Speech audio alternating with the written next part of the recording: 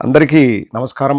ఇందాకే TDP MLA bonda Uma గారి press conference చూశాను. అంటే పూర్తిగా అదుపు తప్పిన మాటలు ఎలా ఉంటాయో బోండా ఉమ గారి ప్రెస్ కాన్ఫరెన్స్ చూస్తే తెలుస్తుంది. నాకు బోండా ఉమ గారి పైన కోపం కంటే జాలి ఎక్కువ కలుగుతుంది. నాకు తెలిసిందేంటంటే బోండా ఉమ గారు 10వ తరగతి కూడా పాస్ అవ్వలేదు అన్న విషయాన్ని ఎవరో నా దృష్టికి తెచ్చారు. చదువు లేకపోతే ఇప్పుడు నేనన్న మాటలు కాదండి, ఎలా ప్రవర్తిస్తారు అన్నదానికి చక్కటి ఉదాహరణ బోండా ఉమ. పెద్దలు మాట్లాడిన మాటలండి, నేను చెప్పింది కాదు. విద్య లేని వాడు వింత పశువు అని. బోండా ఉమ గారిని అడుగుతున్నాను, ఇటువంటి మాటలు నెక్స్ట్ జనరేషన్ పిల్లలు వింటే వాళ్ళు ఎలా తీసుకుంటారు? మీరు ప్రజాప్రతినిధులు, ఆ బేసిక్ కామన్ సెన్స్ అనేది లేకోకుండా మాట్లాడితే ఎలా అండి బోండా ఉమ గారు? ప్రజాప్రతినిధి అంటే ప్రజలకు ఒక representative. You should set an example. మీరు ఒక ఉదాహరణగా, మీరు దిక్సూచిలాగా ఉండాలి. కానీ ఇలా ఎమ్మెల్యే అయితే అచ్చోచిన ఆంబోతులాగా, లేకపోతే బరి తెగించిన వాడిలాగా మనం మాట్లాడొచ్చు అనే సంకేతాలు మీరు ఇస్తున్నారా ప్రజలకి? ఒక్కసారి మీరు ఆలోచన చేయండి. ఇక్కడ జాలి నాకు ఒక విషయంలో కాదండి, 2 విషయాల్లో కలుగుతుంది. అసలు నిన్నటి వరకు మొన్నటి వరకు బోండా ఉమ అనే వ్యక్తి చాలా నార్మల్గా ఉన్నాడు. చంద్రబాబు నాయుడు గారితో, నారా లోకేష్ గారితో మీటింగ్ అయిన తర్వాత అతని స్వరూపమే మారిపోయింది. అక్కడ ఇందాక విలేకరులు అడిగితే చెప్తున్నారు, మా నియోజకవర్గ సమస్యల గురించి మాట్లాడాను, త్వరగా ఎన్నికలు నిర్వహించమని మాట్లాడాను, ఇళ్ల పట్టాల గురించి మాట్లాడాను, దాని గురించి మాట్లాడాను, దీని గురించి మాట్లాడాను, ఇంకా చాలా విషయాలు మాట్లాడాను. అవి మా పార్టీ అంతర్గతం, మేము వాటి గురించి బయట చెప్పాల్సిన అవసరం లేదని ఫైన్.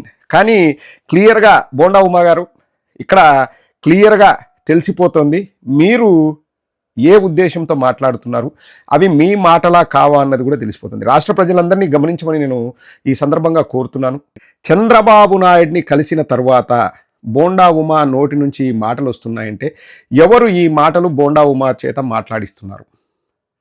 బూతులు మాట్లాడు అంటే ఇంకా మర్యాద లేకుండా మాట్లాడు, వాళ్ళను తూలనాడు, వాళ్ళను నువ్వు గట్టిగా మాట్లాడితే నువ్వు పార్టీలో ఉంటావు, లేకపోతే నీకు పార్టీలో స్థానం ఉండదని వాళ్ళు ఏమైనా అల్టిమేటం జారీ చేశారా అన్న అనుమానాలు బలపడుతున్నాయి క్లియర్గా అండి. ఎందుకంటే ముందు ఒకలాగా ఇప్పుడు ఒకలాగా మాట్లాడుతున్నాడంటే దానికి అర్థం ఏంటి?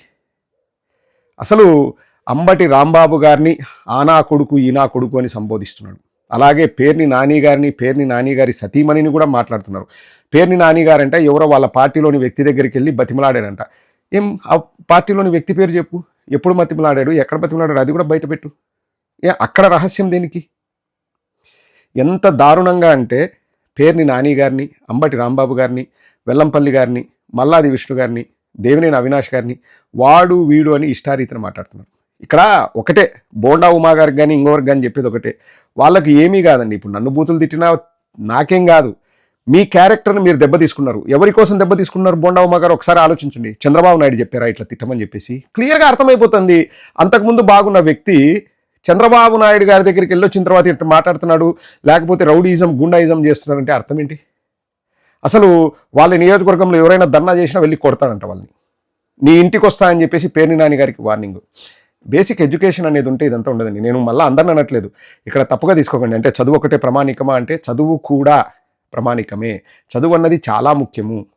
విజ్ఞతతో ఆలోచించడం ఎప్పుడు మనం మొదలు పెడతామంటే మనకంటూ ఒక బేసిక్ ఎడ్యుకేషన్ ఉందనుకోండి. నా వరకు నేను చెప్తున్నాను కదండి, నువ్వు బూతులు తిట్టవు అంటే నేను ఒక డాక్టర్ని అయ్యుండి సమాజంలో నాకంటూ ఒక బాధ్యత ఉండి ఇంకా నేను కూడా తాగి తందనాలు ఆడేవాడిలాగా, పంచలు ఊడిపోయేటట్లు తాగి స్పృహ లేకుండా పడిపోయేవాడిలాగా, లేకపోతే ఏమీ పని బాట లేని వాడిలాగా వాళ్ళలాగా నేను కూడా బూతులు మాట్లాడాను అనుకోండి, ఇంకా నా చదువుకి అసలు అర్థమే ఉండదు.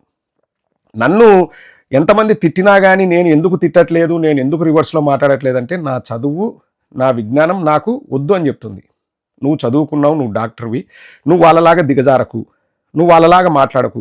బూతులు మాట్లాడడం ఎంతసేపు అండి? ఇప్పుడు సోషల్ మీడియాలో తెలుగుదేశం వాళ్ళు చాలా దరిద్రంగా మాట్లాడతారండి, చాలా జుగుప్సాకరంగా మాట్లాడతారు, అమ్మలక్కలు తీస్తారు, చాలా చాలా చాలా దారుణంగా మాట్లాడతారు.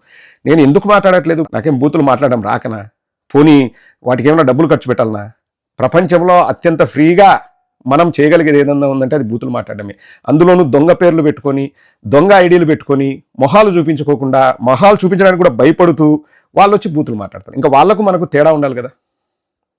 బోండా ఉమ గారు, మీరు ఈరోజు ఏదో నలుగురిని తిడితే మీరు హీరో అవుతారో, లేకపోతే మీ నాయకుడిని సాటిస్ఫై చేస్తారని మీరు అనుకున్నారేమో, మీ క్యారెక్టర్ని మీరు దెబ్బ తీసుకుంటున్నారు. ఇప్పుడు ప్రజలందరూ అడిగేది ఒకటే, నీ క్యారెక్టర్ ఏమైంది? నువ్వు ఒక ప్రజాప్రతినిధివి. ఎవరు మాట్లాడినా తప్పండి, మీ వైసీపీ వాళ్ళు మాట్లాడలేదా అది ఇది అంటారు. ఎవ్వరు మాట్లాడినా తప్పు అని చెప్పే వాళ్ళలో మొదటి వ్యక్తిని నేను. ఎందుకు మాట్లాడాలి?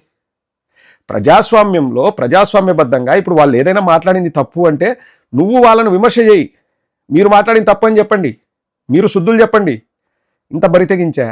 బోండా ఉమ గారు, సభ్య సమాజం మిమ్మల్ని తెలుగుదేశం నాయకులు చూసి తలదించుకుంటుందండి. తెలుగు సమాజం తలదించుకుంటుంది. ఇటువంటి నీచ సంస్కృతి గల వల్ల మన రాష్ట్రాన్ని పరిపాలిస్తుందని చెప్పేసి మన తెలుగు సమాజం సిగ్గుతో తలదించుకుంటుంది, కన్నీళ్లు పెట్టుకుంటుంది తెలుగు సమాజం. అర్థం చేసుకోండి. ఇంత దారుణంగానా? ఇంత దారుణంగానా? అంబటి రాంబాబు వాడు ఆనా కొడుకు వాడొచ్చి నన్ను కౌగులించుకున్నాడు, మేము వచ్చి కౌగులించుకున్నాంలే, పోనీ అట్లే అనుకుందాం, మాకు సంస్కారం ఉంది. ఏం శత్రువులం కాదు కదా, మాకు సంస్కారం ఉంది. నీ సంస్కారం ఆడిపోయింది. ఆ రోజు నువ్వు చక్కగా రెస్పాండ్ అయినావు, ఓకే సంతోషం. మీ బాస్ తిట్టినట్టున్నాడు, అట్లా కలవద్దని చెప్పాడు, వాళ్ళని తిట్టమని చెప్పాడేమో. నీ సంస్కారం ఎక్కడికి పోయింది?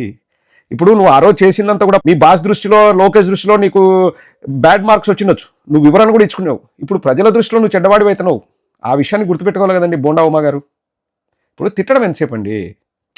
ఇప్పుడు ఎదురెదురుబడి మాట్లాడుకుంటే ఇద్దరిని నిలబెట్టి రోడ్డు పైన రండ్రా తేల్చుకోండి అంటే అందులో ఎవడు బలవంతుడు ఎవడు అనేది ఆడే తేలుతుంది. దూరం దూరం ఉండి తిట్టుకోవడం ఎంతసేపు? ఎవరైనా తిట్టొచ్చు, దానికేం రూపాయి ఖర్చు కాదు. నన్ను అంటారు తెలుగుదేశం వాళ్ళు, నువ్వు ఎక్కడో ఫారిన్లో ఉండి కూర్చొని నేను ఫారిన్లో ఉండా, నన్ను ఎవరు టచ్ చేయలేరు కదా ప్రస్తుతానికి. వాళ్ళ ప్రకారమే నేను చెప్తాను, నా ప్రకారం కాదు.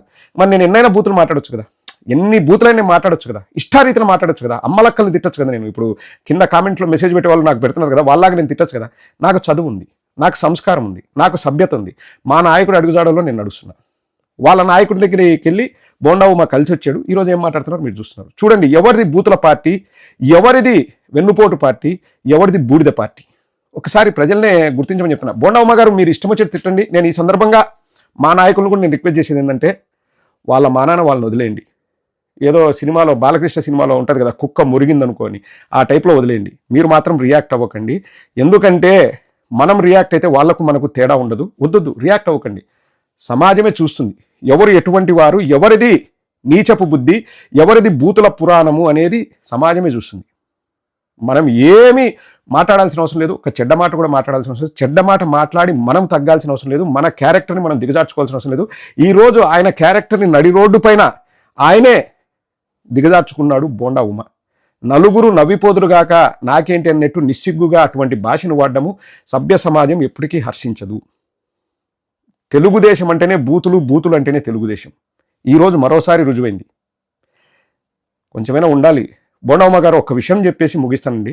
మీరు ప్రజాప్రతినిధి అంటే ప్రజలకు మీరు ప్రతినిధి. రేపు మీ భాష చూసి నెక్స్ట్ జనరేషన్ పిల్లలు అలా మాట్లాడాలన్నా సంయమనం పాటించడం చేత కాదా? పోనీ అవతలోడు చెడ్డగా మాట్లాడుతున్నాను అనుకోండి, మాట్లాడొద్దు అని చెప్పండి. ఇప్పుడు నన్ను ఎంతోమంది కింద బూతులు కామెంట్లు పెడుతున్నారు. నేను ఏ రోజు వాళ్ళ స్థాయికి దిగజారి అంత అధమంగా, అంత నీచంగా వాళ్ళ తల్లిదండ్రుల్ని వాళ్ళే కించపరిచే విధంగా వాళ్ళు మాట్లాడుతున్నా నేను ఎందుకు చేయనంటే, చదువుకున్నవాడిని, సంస్కారం ఉన్నవాడిని, నాకు అటువంటి మాటలు మాట్లాడడం నాకు ఇష్టం ఉండదు. ప్రజాస్వామ్య పద్ధతిలో విమర్శలు ప్రతి విమర్శలు చేసుకుందాం. కానీ ఒక తాగుబోతులాగా, ఒక ఇంట్లో ఆడవాళ్ళని అమ్మేసే వాళ్ళలాగా, లేకపోతే ఇంట్లో అమ్మ భార్యకు గౌరవం ఇవ్వని వాడిలాగా, ఇంకా వాళ్ళకంటే నేను చెప్పేది ఎగ్జాంపుల్స్. సమాజంలో నాకు బాధ్యత లేదు, నాకు బూతులు తిట్టడం వచ్చు అనే వాళ్ళలాగా మీరు ప్రవర్తించకండి బోండా ఉమ గారు. ఎందుకంటే మీరు ప్రజాప్రతినిధి.